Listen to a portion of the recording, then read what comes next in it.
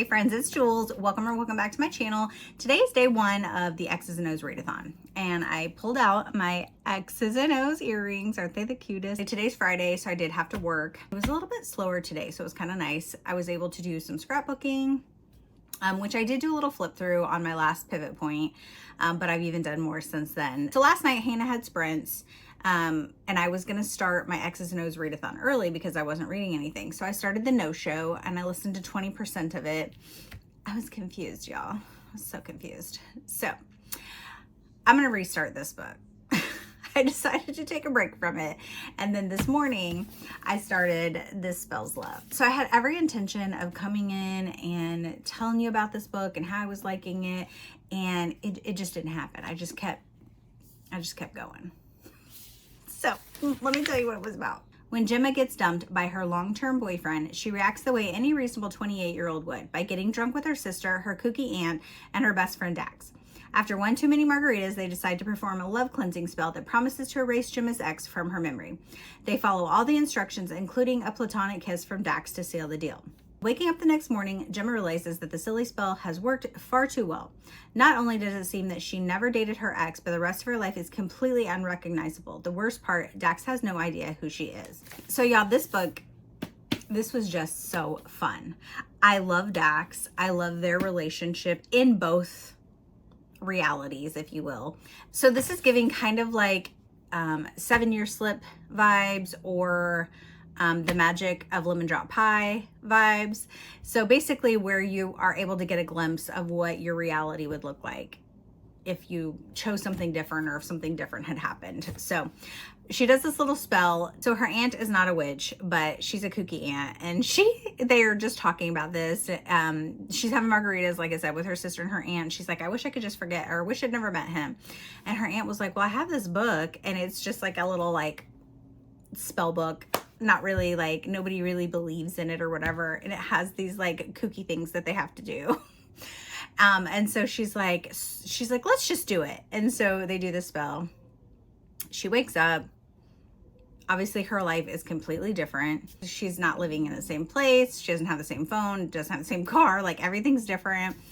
And she goes and finds her aunt and her sister, and she like talks to them, and they're like, what? Like, you're crazy.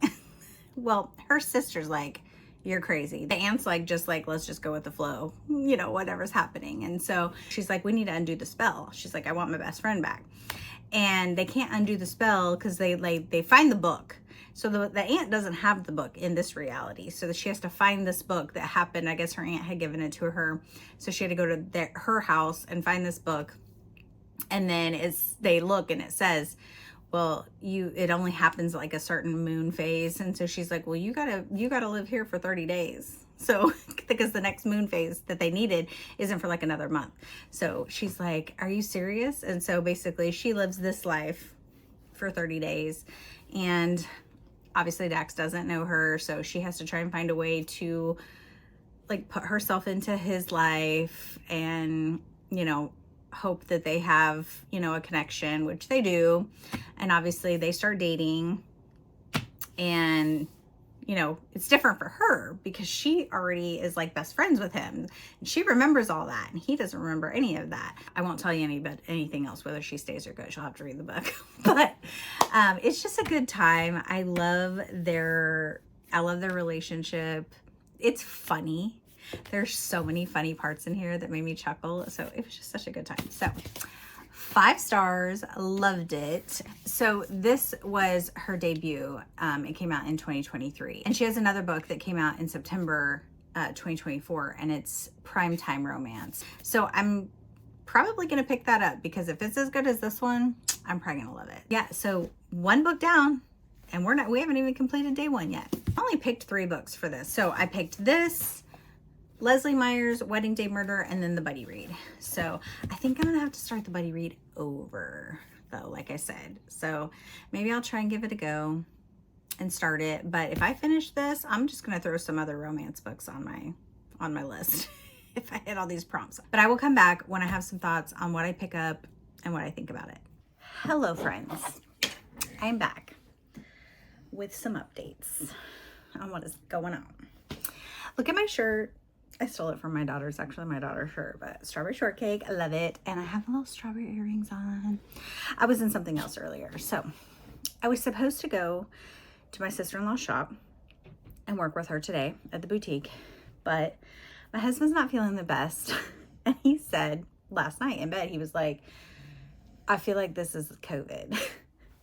Because he can just tell the difference between like his regular sinus stuff and COVID. Like he's always been able to tell, like he's like, I think this is COVID. And I'm like, okay. Which we have gotten it like every single year. I had it before it was even labeled as COVID. So this morning I was like, I should probably go get him a test. So I was like, let me go get you a test. See if it's positive before I go up, and you know, it was positive, y'all. So I did not go up to my sister-in-law's shop. Every time that one of us has had it, we all get it. So I'm just waiting to get it.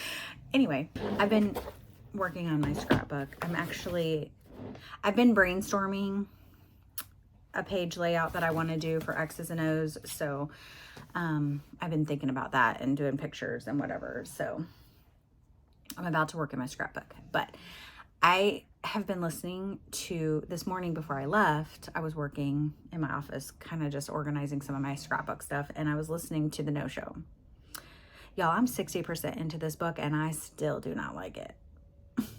Like I could care less about any of these people, but I'm gonna keep reading it because it's a buddy read and there's a whole discussion for it. I want to hear everyone's thoughts, so I need to know how this ends because Gwen said that everything kind of makes sense later.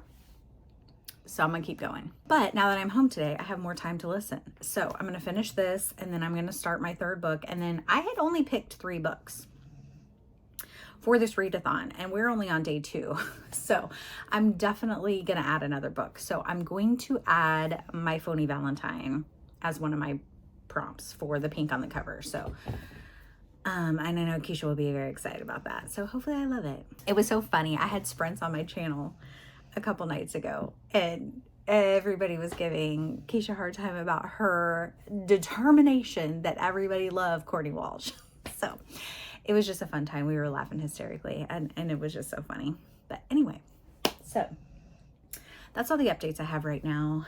And I do have some more COVID tests coming today, just in case, because literally one test at CVS was $10. I'm like, no. So I ordered a pack of 5, was like 26 bucks. So I have more coming. That way we can test in case we feel like we need to. Even if I test negative, I'm not going to go see my mom for a while because I'm not trying to take everybody out at the nursing home. I'm just not. It's not going to be on my conscience. So, which stinks. But I do know that she's probably not going to know whether it's been 1 day or 10 days if I go, you know what I mean? So I'm definitely going to probably not go for at least a few days just to make sure that I'm still feeling good and that I don't have it. Yeah, before I go back up there. But all right, I'm going to work in my scrapbook. Once I get my X's and O's layout done, I will show you. And then, yeah, I'll come back with my thoughts on this dang book.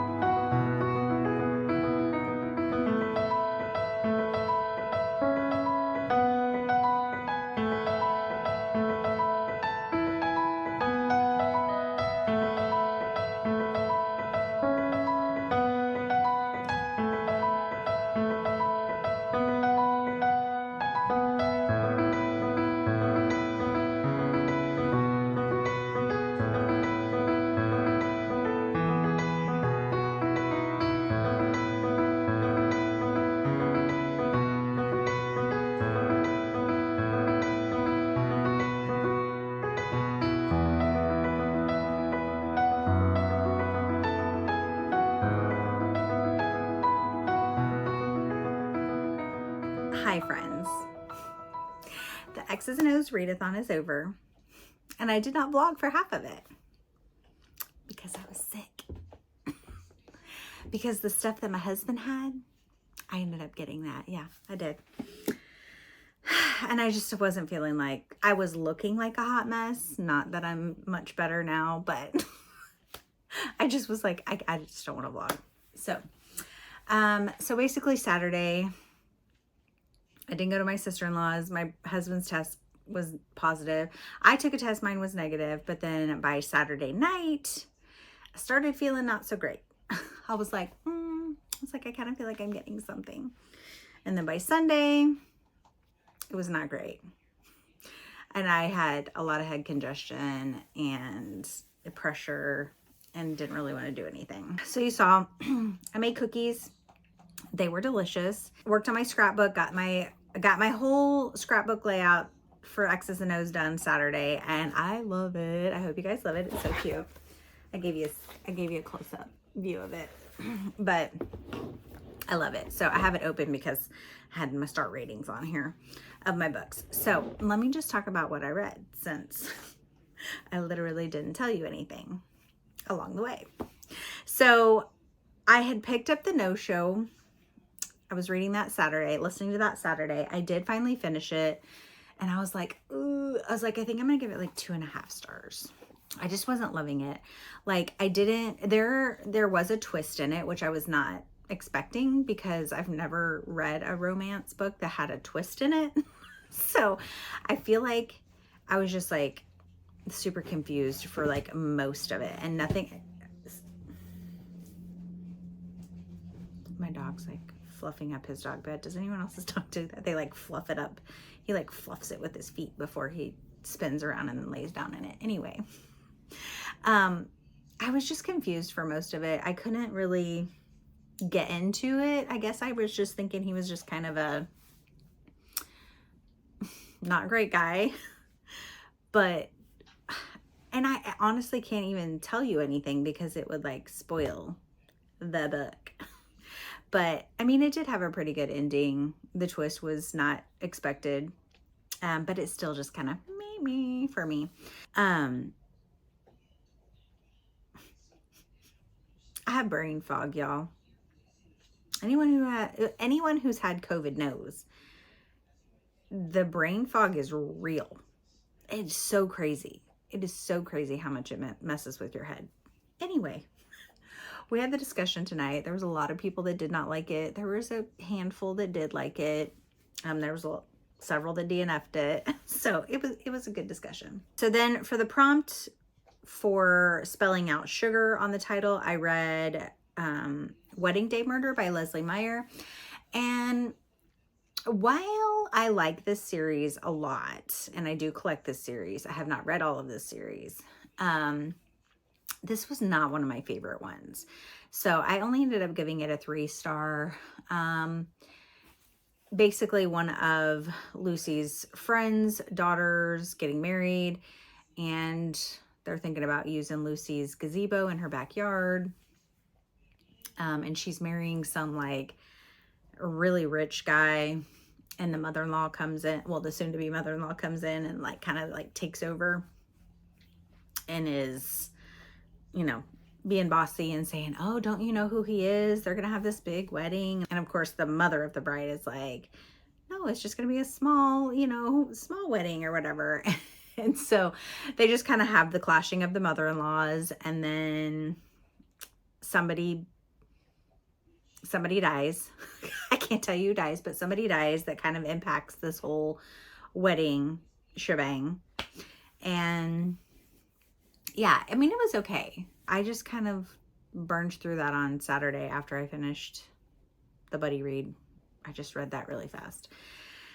And then, because I had only picked those 2 books, I only picked This Spells Love and The Wedding Day Murder and the buddy read as my books, because I didn't think I was going to get through all my books. Because sometimes I try and do a book for every prompt and then I never end up finishing them. So I was like, I'm not going to do that. Well, I finished them. So I had a whole nother book to read. So I decided to pick up My Phony Valentine, and I loved it. I loved it. It was just such a fun, sweet rom-com.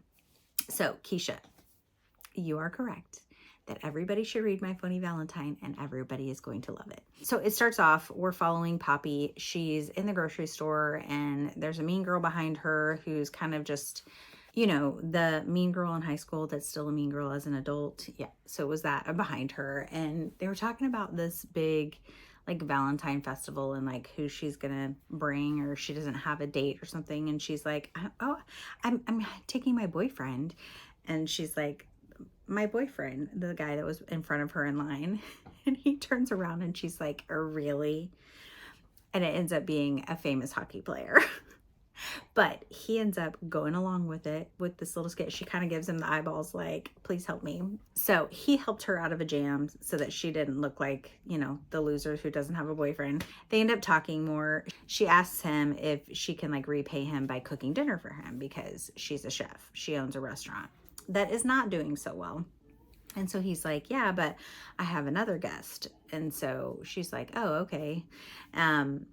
It ends up being his grandma. So she comes over, cooks dinner for the grandma and him, and he loves it. And then he's like, oh, I should hire you to cook for my grandma because she's having hip surgery and she's going to need, you know, someone to cook for her. And she's like, oh yeah, sure.